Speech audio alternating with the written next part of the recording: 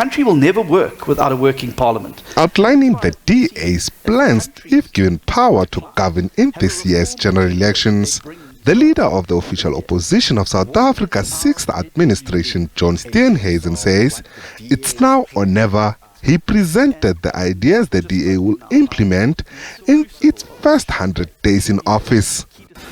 Within the first 100 days of office, the DA will introduce legislation.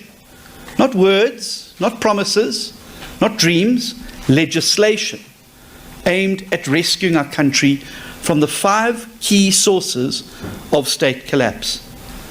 These reforms will be focused, like a laser beam, on the 5 following priority areas. 1. Fixing the institution of Parliament itself in order to turn it into an engine room of reconstruction and reform. 2. Ending load shedding by embracing privatization. Top of the agenda is getting rid of the cadre deployment policy in the public sector and to have it declared unconstitutional. The DA leader has also vowed to empower other opposition parties by appointing their members as chairpersons of some committees in Parliament, and to bury what he called the ANC's socialist policies of nationalisation. I also want to make it very clear and very unequivocal that the DA will bury the ANC's populist, job-killing, socialist policies that come straight out of the left playbook.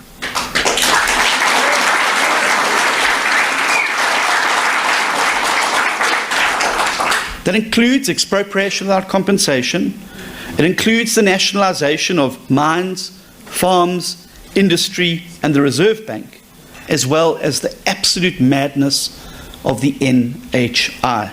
Taking a swipe at the current administration, Steenhuisen accused President Ramaphosa of turning a blind eye when it comes to corruption.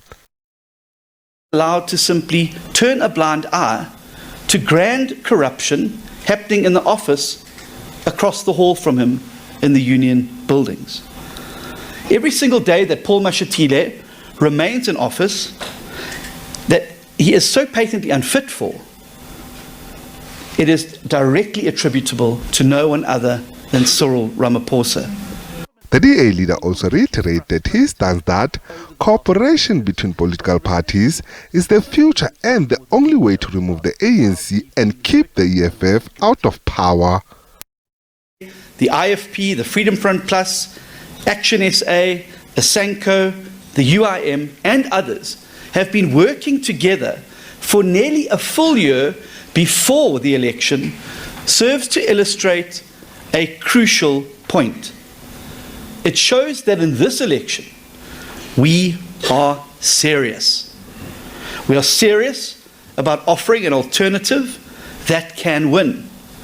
We are serious about defeating the ANC and keeping the EFF and other radicals out of government. I've just spoken now how... As the general election approach and many await the president's announcement of the date, the DA will launch its manifesto in Pretoria on the 17th of this month.